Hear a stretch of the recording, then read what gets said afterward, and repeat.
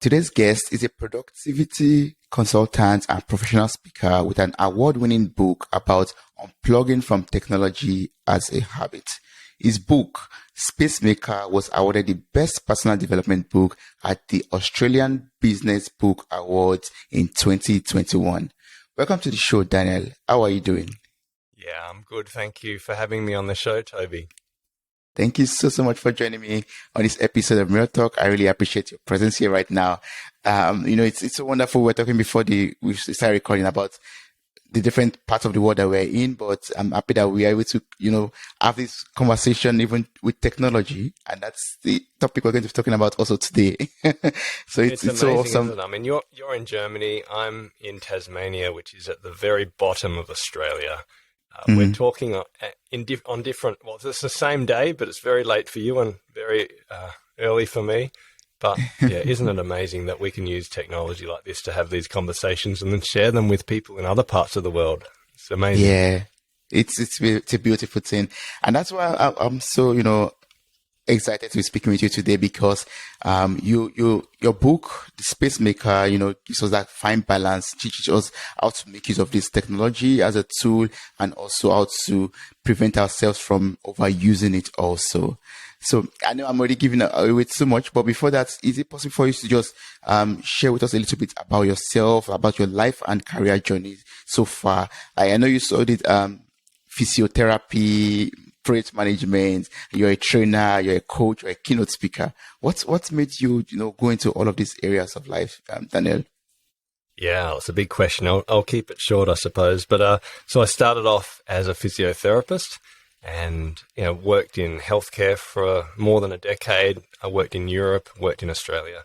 Then I ended up in management and I just found that I loved leading people, managing systems and helping improve the way in which we work. And I had a health service in the government sector. And then I learnt to be a project manager and I started to train and equip my friends and colleagues to be more productive in the things that I'd learnt in management. And then that just kind of accidentally spilled out to become a training organization because more people wanted to be trained in how to get their inbox to zero or how to use online to-do lists.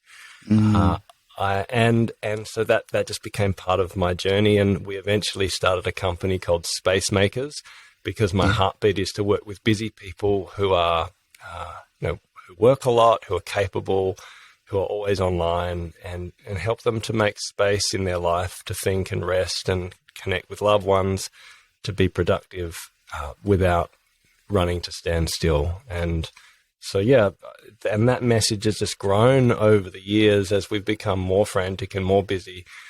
I've just realized more and more that the people I work with, they don't necessarily need more money and they certainly don't need more information. They need more space.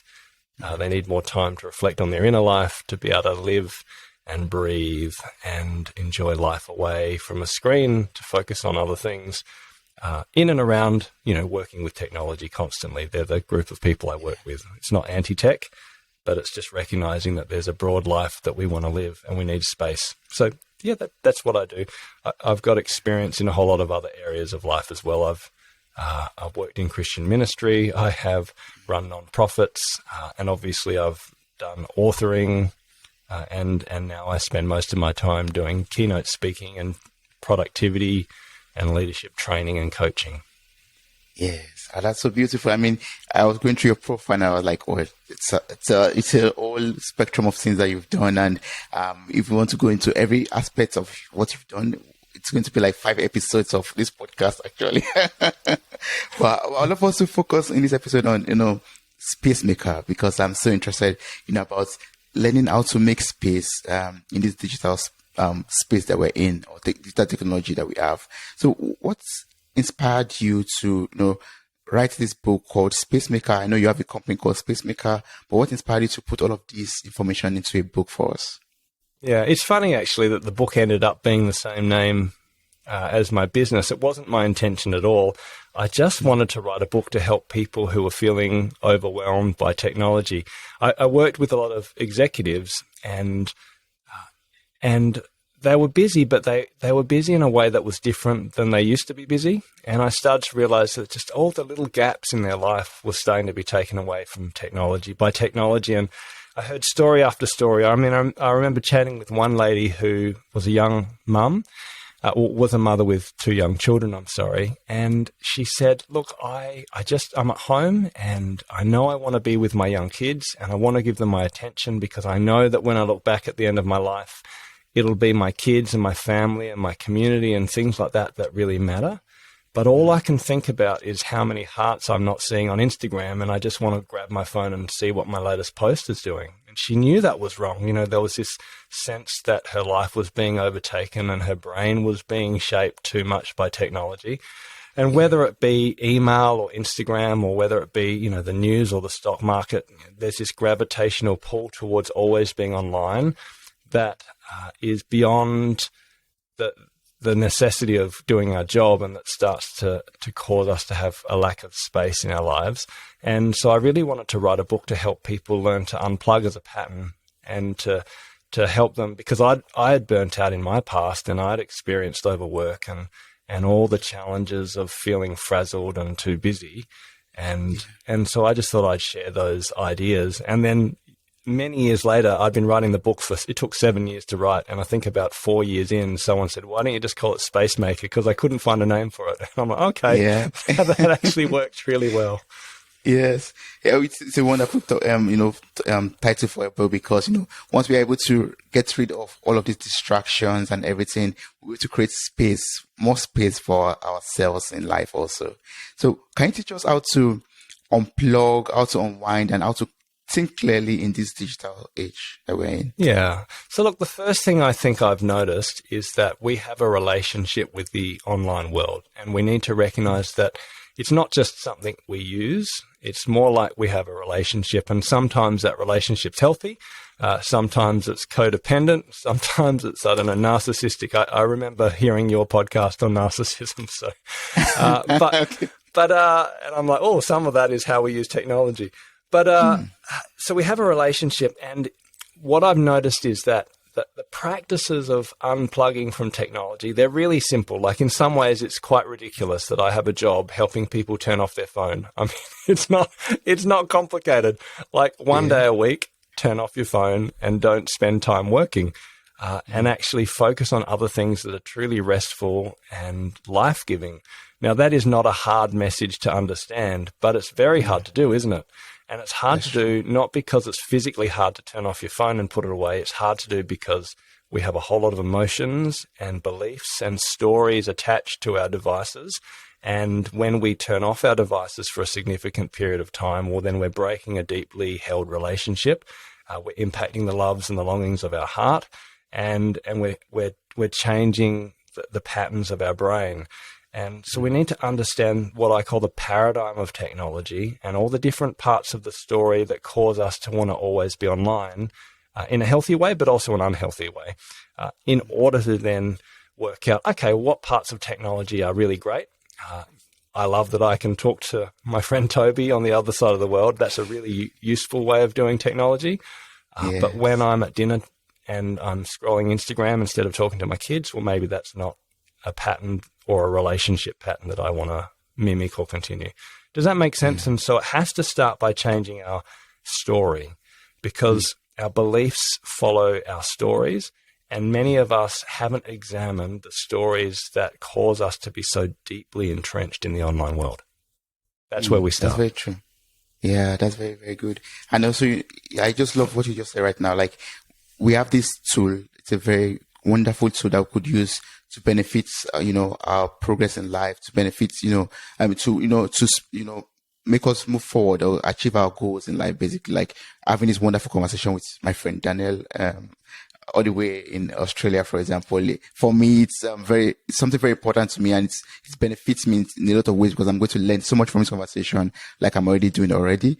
But if I, just pick up my phone and, like you said, maybe scrolling through TikTok, for example, just mindlessly just watching videos, then that way I'm not profiting so much from it in that sense. Yes. But but I just want to know, like, now sometimes we say, I'm scrolling through TikTok because I'm trying to I don't know, look for some keynote speakers, for example, to get, to interview. But I know sometimes it could be so self-deceiving probably. So I would love to know, are there like some ways I could, effectively examine my relationship with the online world? Are there sometimes I could, is there a way I could know that, I'm not going through Instagram at dinner table because I'm trying to find out, look for the next Daniel Sih, or for example, or I'm not, you understand? Or I'm just, scrolling through Instagram because I am addicted to just, being up to date basically on what is happening on Instagram. Yeah, and it's so true, isn't it? Like you start off looking at something that's valuable and that is aligned with your personal why, or something that's meaningful, and then you end up seeing an advert, or you get this random idea, and then you realize you've spent 2 hours watching cat videos. Exactly. This is the way the world works, isn't it? So and that it's not bad. I mean, we're not trying to say that that's never okay, but you don't want that to become the modus operandi. You don't want that to be the way in which you live day by day. One of the things I think that's helpful is to do a digital audit. So basically, from the moment you wake up to the moment you go to bed, you may want to do this for, let's say, a week. Just pay attention and be aware of the types of habits that shape your behaviors, because there's a digital liturgy of our life. There are particular digital habits that we form, that we do again and again, because we're very habitual people. I mean, I think James Clear says 80% of, was it James Clear? Might have been Charles Duhigg said that 80% of our habits, of our behaviors are habitual. And that's the same with the online world. But a lot of the time, those habits have been shaped by the design of technology, by the shareholders of Silicon Valley tech companies, and they're designed to make you use their products more and more, not necessarily to add value to your life at a heart and a soul level. And so therefore, it's worth starting with awareness. So by digital audits, wake up. What do? Do you turn off your alarm clock, which is your phone, and then immediately tap on Gmail or TikTok or the news? Does that make sense? What do you do habitually? Because it will be pretty much the same every day. And then from there, how does that shape your mind? So you want to audit your habits, so what you're physically doing, but you also want to reflect on your thinking. That's called metacognition. So, okay, for me, what I realized is I would open up my phone, I would click on Gmail, because it's email and work that tends to be the panacea of all things for me. And so I would click on Gmail, and then I just read my emails that came in overnight. And then I would maybe respond to some, or I would start to think about the clients or the problems that I have, and I'd automatically go into work mode from the very moment I woke up. And I hadn't reflected on my day. I hadn't prayed or had meditation. I hadn't practiced thankfulness. I hadn't talked to my wife, who's next to me, and I hadn't reflected on the plan that I wanted for the day itself, so that I wasn't directing the day. I was allowing whatever popped into my inbox to shape the trajectory of my day. So that was one of those things I thought, that's not a very helpful liturgy. That's not a digital liturgy I want to repeat. And then you just go through, when do you have a shower? When do you have your first coffee? How does technology work in that? When do you check your calendar? And then what types of things do you do day by day? At night time, how habitually do you watch Netflix or scroll social media, et cetera, et cetera? And even reflect on the amount of time you're spending, because, we're finite. We have 24 hours a day. Hopefully some of it is sleep.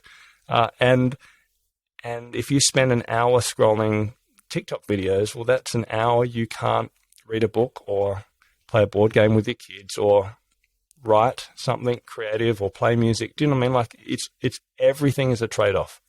Every action you do in the digital age is going to add or withdraw from your life. Oliver Berkman says you get 4,000 weeks. That's not a lot. That's your entire life, 4,000 weeks. And the small things that we do day by day will change the trajectory of our life and will allow us to be or not be the person we're called to be. It allows us to live our own life or someone else's script. And so therefore, what are the habits? And some of them will be fine or really helpful. I'm not at all anti-technology. As I said, I probably use technology 10 hours a day because of the nature of my work, but I'm very intentional in unplugging in the times when I'm not working, when I'm not using technology. And I'm very intentional to make sure I have the spaces to think deeply in and around my work, to rest deeply on my days off without technology at all, and to interact with people in my life who really matter without it being kind of half mediated and half distracted multitasking on a screen. So it's about the quality of life in and around my work, and making sure that I'm aware. So it starts, look, that was a long explanation, I'm sorry, but it starts with awareness. Start with that awareness of your habits. That's true. That means we have to be accountable and also, pay attention. We have to pay attention to our habits and the motivation the motivation behind the habit, also like the intention behind the way we behave and do things. Yeah. Yes. Yeah, absolutely. I mean, my heartbeat with making space for people is to live the inner life, to allow their external actions to be shaped by their bigger why. People say, what is productivity? And it's not being more efficient. It's not getting more things done. David Allen says it's getting the right things done. I would say it's getting the right things done with the right heart, the right intention. You can even get the right things done, but do it from the wrong motivation, and that changes how it plays out. But all of that requires that we have time to think, that we have time to know ourselves and examine the inner life and allow our outer life to flow from the inside out. Because you can live for a long time and be quite successful just going and never thinking at a spirit level, at a heart level. But eventually you'll end up being anxious or broken on the inside and projecting that into the world around you. You won't essentially lead well. My heart is for people to make space to really think about who they are and why they live, and to be intentional in addressing the way that they make decisions. And that can only happen nowadays if we intentionally make space from technology to actually do that reflective work. Yes. I love that you're talking about, intentionally making space from technology, unplugging. So I'd love you to, share some tips on how we could unplug. How can we effectively unplug from, technology for some time? And, what can we do at that time when we're unplugging from technology too? Because sometimes it can be very difficult to live without technology. Oh, yeah, of course. Absolutely. And so look, it's in my book, I talk about the fact that you need technology to be productive. And most of what I do in my career actually is help people use technology well. So I call them the habits of keeping pace. So you need to keep pace with the world around us and to constantly be learning new apps and new programs and new ways of working. Otherwise, you won't be productive. But then there comes a point where, you imagine an upside down U, there comes a point where you reach this plateau, and I call that the productive middle, where more technology isn't making you more productive, but you're not really losing productivity. But then if you keep going, if you reach for your phone first thing in the morning and last thing at night, if you're constantly online for work and rest and just don't have space for everything else, you eventually slide down the bottom of that right side of the curve, and more technology makes you less productive, less happy, and less healthy from the research.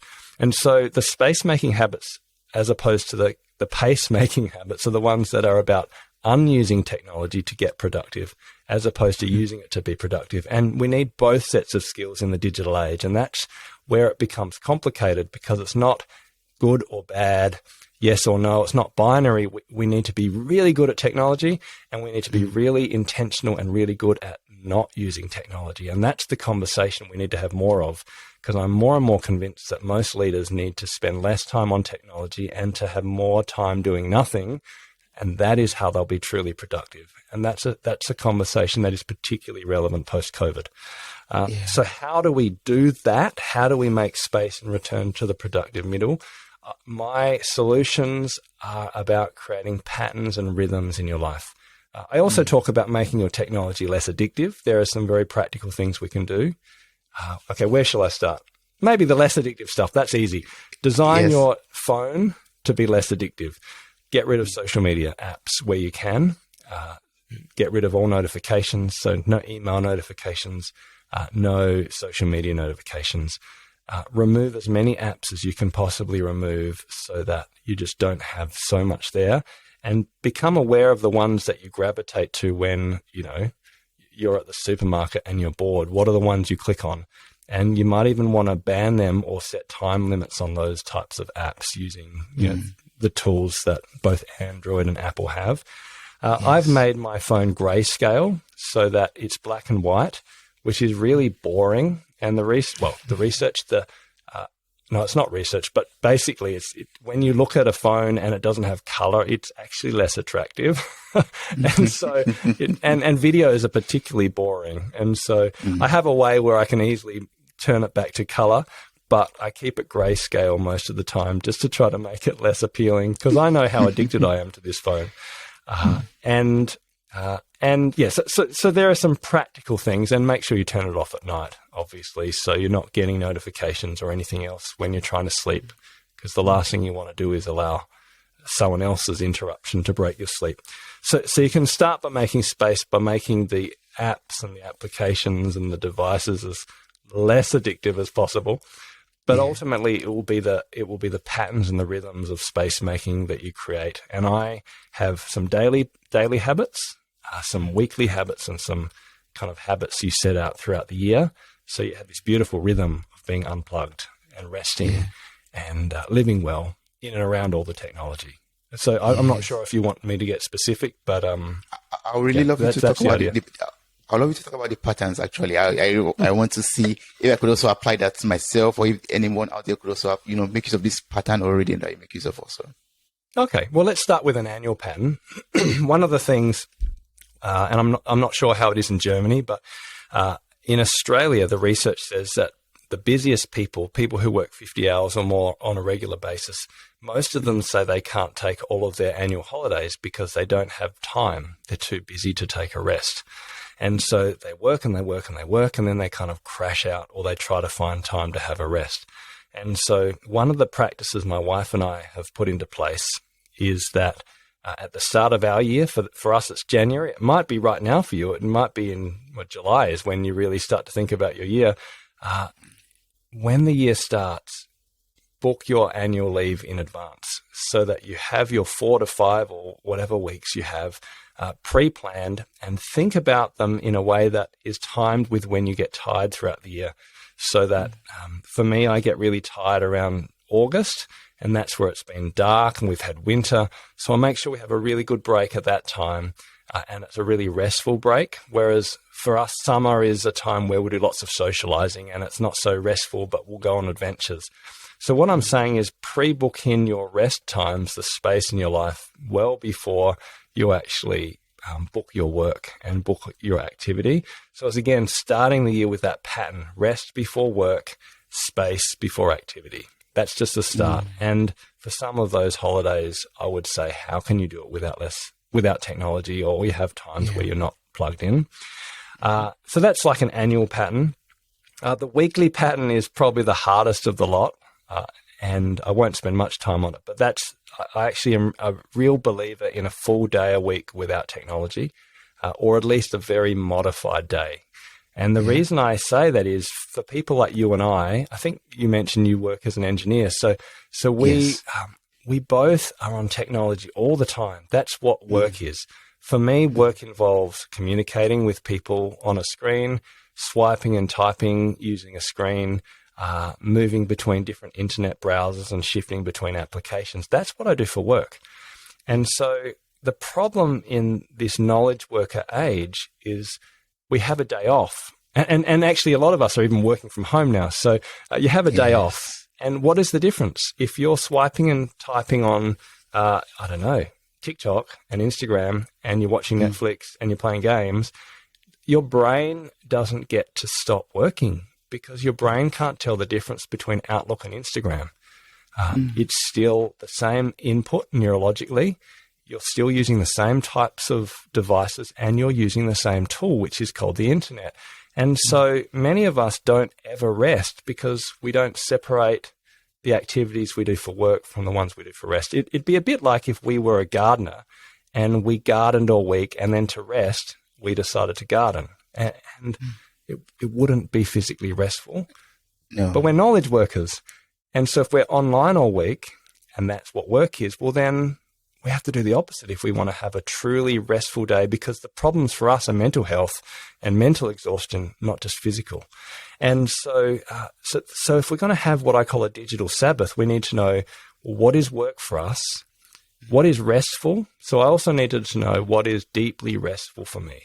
And for me, counterintuitively, that when I thought about what really energizes me and my family, for me personally, it's things like chainsawing wood and going physically getting active in the garden, because it's totally different from what I do for work. It's physical, it's outdoors, it's messy, it's tangible.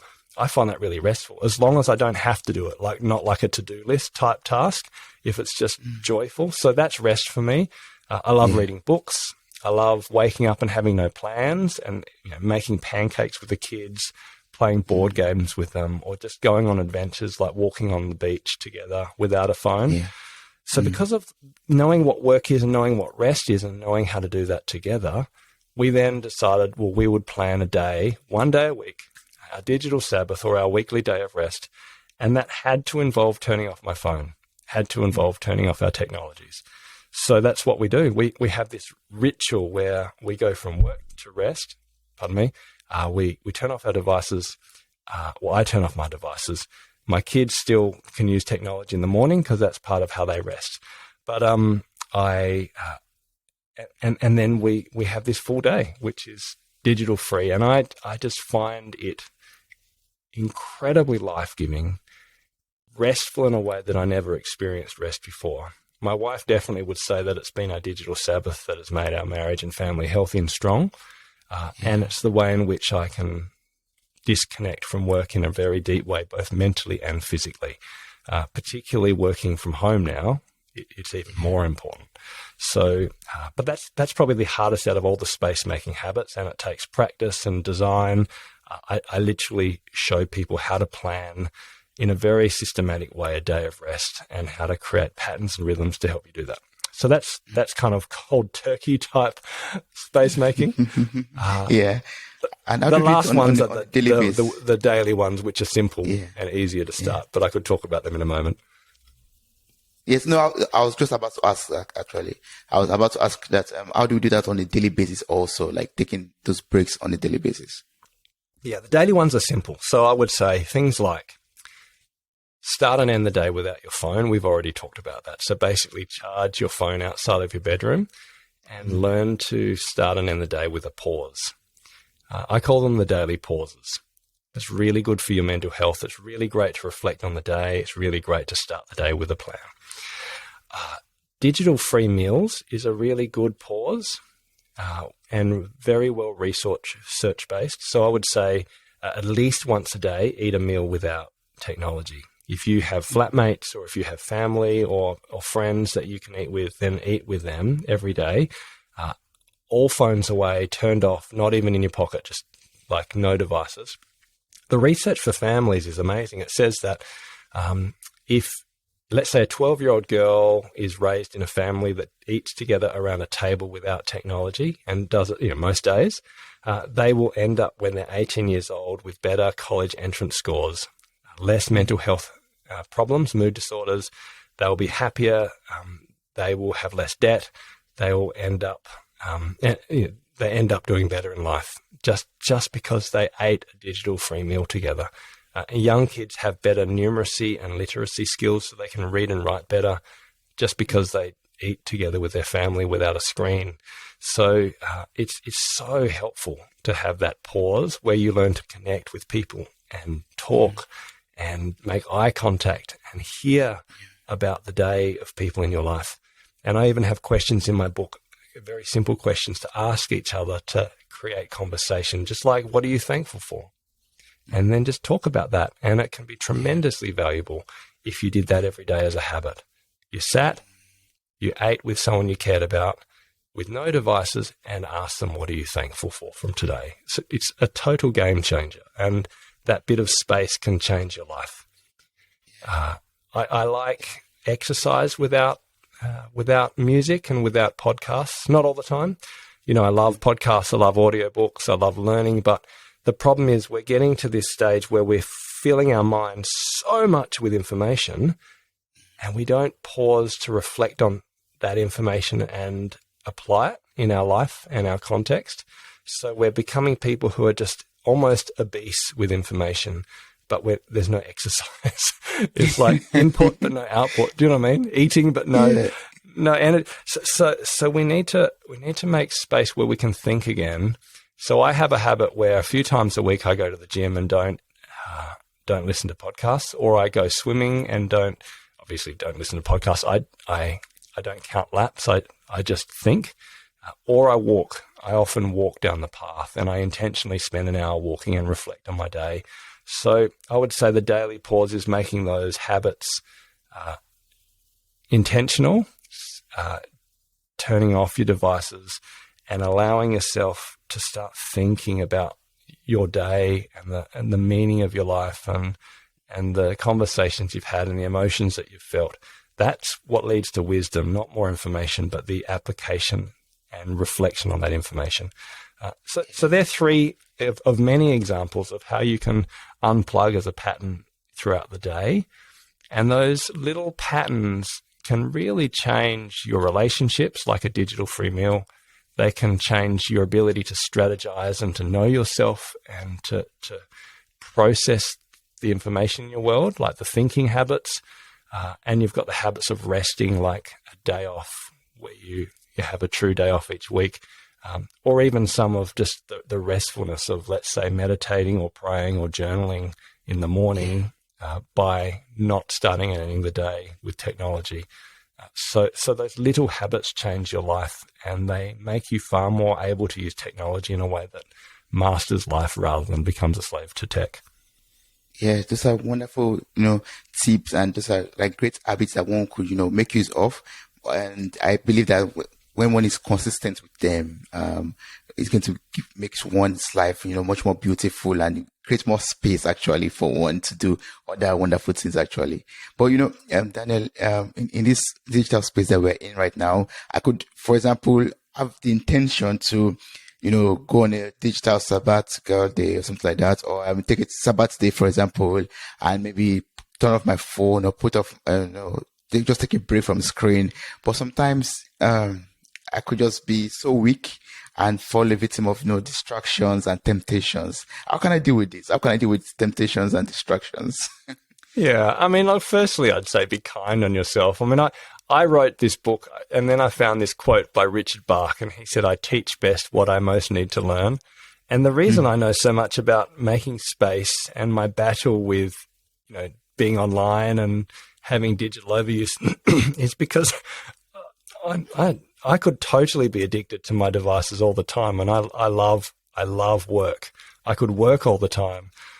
So these are things that I sometimes struggle with. I talked about being burnt out years ago, and I still struggle sometimes with moving that way. So be kind on yourself. I mean, it's okay to love a Netflix series and to binge on it and to enjoy a particular, series for a particular time. But if that becomes habitual, then you really are sucking out the life that you could have in other ways. So the other thing I realize is that the struggle with it is part of what matures you as a person. Often what we struggle with most actually shapes our character most. I've met some incredible, inspiring people who have had tremendously difficult backgrounds or have struggled with addictions and have overcome them, but they still know that struggle's a little bit there. And I think it's the same with overwork and with technology, that as long as you're doing the struggle, as long as you're in the arena battling to try to take control of your life and to be intentional, then that very struggle is part of what shapes your character, and you'll learn and grow through the struggle, even if you don't always win. So you learn through your failures as well as your successes. And as long as you continue that struggle and continue to practice turning off your phone, continue to recognize, I've drifted back into addiction again with social media, then, you're going to win eventually because you keep battling. And the last thing is do it in community. Make sure that you've got others around you who are trying to raise kids the same way, who are keeping you accountable in a really life-giving and positive way, who are, just, I suppose, people who you can talk to and who live inspirational lives and not just spend every moment scrolling on screens and playing games. If you have people like that in your life, then you'll start to be able to ask some questions and to talk about the realities of living the life that you're meant to live. I don't know, what connects with you with that? Do you have things from that connect with you from what you already do? Yeah, of course. I mean, like taking, walks, for example, like, just every day I try to go on walks, and I mean, sometimes I'm tempted or I'm distracted in the sense that I take my phone along with me and listen to music along the way. And sometimes, I'm taking a new route and I feel like taking a picture, and I take a picture. Then from taking a picture, I check my messages, and from there, I ruin the whole, break I'm taking from, digital space. Yeah, but yeah, that's why I was asking actually, because, I set the intention to go on a walk and, have a break from my screen because I've been on screen all day, but then I end up checking the screen from time to time. In my 1 hour walk also, I could relate totally with that of taking 1 hour walks, but just, break it in between. And I'm always looking for ways to, ensure that I go for that walk without having to look on my screen for a long period of time. But you made a lot of sense in the sense that, when talking about community, like it's very important for us to have that community, that's people around us that could inspire us to live a much more better life. We're not so much better life, but help us to achieve our goals of not overusing technology or becoming burnt out, for example, from our workaholic behaviors or stuff like that. Yes, people that could help us find that balance basically with our use of technology, and also with the real life that we have to live off screen also.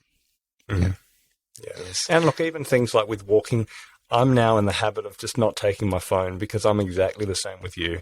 I'll have an idea, I'll put it in my to-do list, and then I'll check my email, and then I'll think, maybe I'll listen to the rest of that podcast.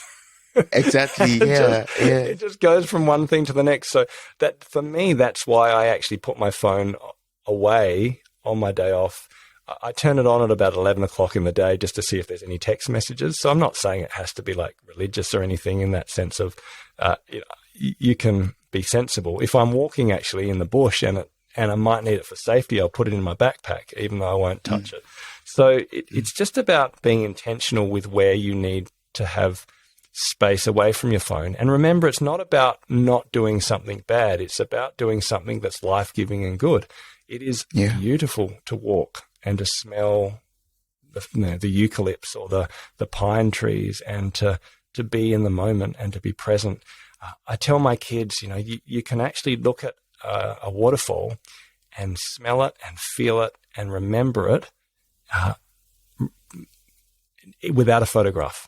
And in fact, the photograph sometimes stops you from being in the moment and actually smelling it and enjoying it and feeling it. And so it's just about reclaiming the breadth and joy of life away from a screen, so that when we're online, we're using it well, but just to not become these people who lose the humanity of life by being people who can't experience the breadth and depth of all that life brings relationally, spiritually, environmentally. There's more to life than being digitally connected, and that's what we're trying to reclaim. It's not actually about turning off our phones. It's about making space for a life worth living. That's true. And how did you do it? I know you're a father of, you have 3 kids. You're a father of 3 kids.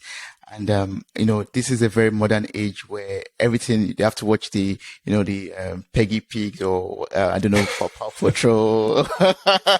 And they have to like play some games. I don't know. A lot of things that have to be done, online. And, even reading also nowadays is mostly done online also. Getting some, workout instructions done online. Maybe get some tips, watching some videos to make a meal is done online also. How do you deal as a parent, as a husband, as a friend to some people out there? How do you deal with technology, and how does technology also affect your relationship in all of these aspects? Yeah, look, I mean, that's a huge question. I do run digital parenting seminars as well, because like it's the number one, the book is about how to manage space as adults, but the number one question I have is, well, what about my children? When should I get them a phone, and how do I raise them? Because they are always online, and it's creating pain and struggle in our relationships. So it's a very real tension. I have a teenager, so a 15-year-old girl, I have a 12-year-old boy, and then a 10-year-old boy. So I'm a little bit beyond Peppa Pig, although I've done Peppa Pig as well. And I mean, really, I would say is that it starts with us being intentional and aware. Remember, I talked about recognizing that we have a relationship with the online world and that we have beliefs and habits and practices, because the kids are going to follow your example first. If every time they see you, you have your phone, and if, let's say, I often say, if aliens were to look at your family life or our culture and say, what is our God? They would absolutely say it's our phone, because of the way we use them. Like, it's what we go to constantly for everything. You know, we would be looking like we're worshipping these little devices. So if that's what your kids are seeing in your behavior day by day, and you don't have any other way of expressing what is important, well, then they're going to immediately be drawn to copying their parents. So that's the first thing. Start with yourself. The second thing I would say is, look, they just need to be conversations, and age-appropriate ones. We made sure we created healthy digital boundaries from a very early age with the children. We made sure that at first, you know, at a very young age, they didn't get technology at all. The research says don't give kids devices until they're 2-year-old. They shouldn't be watching TV or being online for their mental health. That's like a national, international recommendation by pediatricians. We didn't quite go that strict, but they hardly watch TV when they were under 2. Up to the age of 10, it's not meant to be more than an hour a day. Maybe it's up to either 8 or 10 years old. So again, it's a little bit of technology, but not a lot. And I would say be more mindful of the lean forwards active technologies like online gaming or Minecraft, or the kind of interactive 3-dimensional experiences, because they are more addictive in terms of the brain, and they draw you far more in than the lean back technologies like Netflix or watching traditional media. So most parents are really cautious about television, but they're like, yeah, fine, you can go online with games. And I would say be the opposite in terms of the addictive nature and the way it shapes your brain. And so we gave our kids tokens, so they had half an hour tokens, which meant a token was half an hour of screen time, and they get like 10 tokens a week. They get to choose when they get to use them, although they can't binge and do more than 2 hours at a time, because it just creates chaos. It just makes them aggro or moody. But yeah, they can earn tokens by doing jobs. So we always get lots of jobs done in our house, and it's trying to show that there's limits to technology, that it's great to use, and you get to use it like money. There are times where you get to use it, there's times where you don't. And then we also have conversations around technology all the time to help them recognize the good and the bad, so that they can have experiences of life that aren't totally immersed online. That's my heart, just for kids and adults, that they will experience a world which is broad in depth and isn't constantly connected.